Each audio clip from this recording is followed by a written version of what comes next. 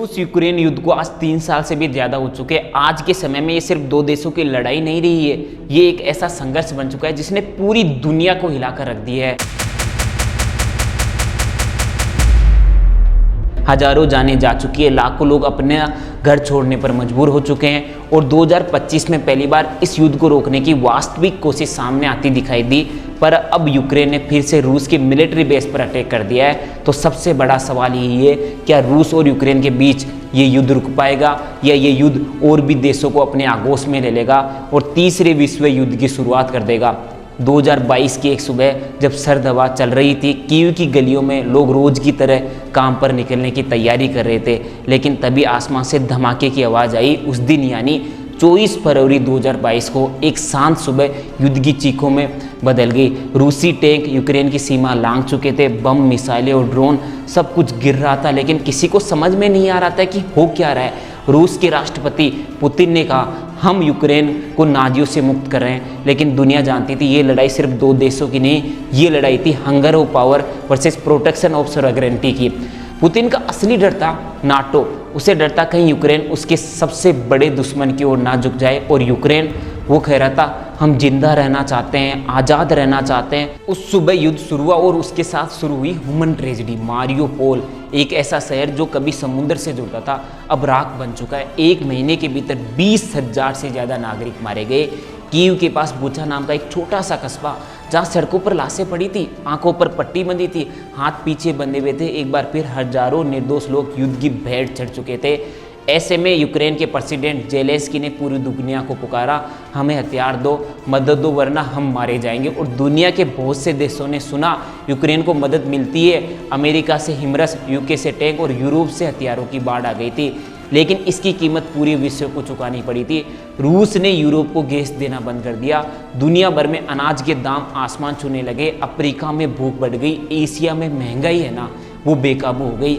ये सिर्फ लड़ाई नहीं थी, ये एक डोमिनियो इफेक्ट था जो हर महाद्वीप को हिला गया। 2023 में यूक्रेन ने खेरसान को वापस लिया। 1 इंच जमीन के लिए दोनों तरफ हजारों लोगों की जानें चली गई थी, लेकिन फिर आया 2024 और एक नया मोड़। रूस थक चुका था, लेकिन पीछे हटना उसके डीएनए में नहीं था ना। पुतिन ने आदेश दिया, हर युवा को सेना में भर्ती करो। जब अपने बच्चों पर संकट आता है ना, तो माँ बाप कुछ भी कर गुजरते हैं। ऐसा ही कुछ हुआ, रूस में लोग सड़कों पर उतर आए, मॉस्को में नो वॉर के नारे लगे, लेकिन पुलिस ने आवाज़ें कुचल दी। दूसरी तरफ यूक्रेन ने एक नई चाल चली, ड्रोन अटैक। साइबेरिया में 3000 किलोमीटर दूर तक यूक्रेनी ड्रोन पहुंचे। मुर्मांस्क से लेकर इर्कुत्स्क तक धमाके हुए। रूस को एहसास हुआ अब युद्ध उसके घर के दरवाजे तक आ गया। फिर 2025 फरवरी में डोनाल्ड ट्रंप एक बार फिर अमेरिका के राष्ट्रपति बने। उन्होंने पहला फ़ोन पुतिन को मिलाया, 90 मिनट तक बात हुई।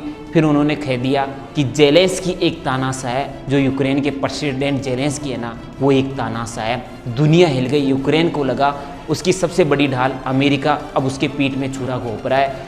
इसके बाद सऊदी अरब में एक सीक्रेट मीटिंग हुई।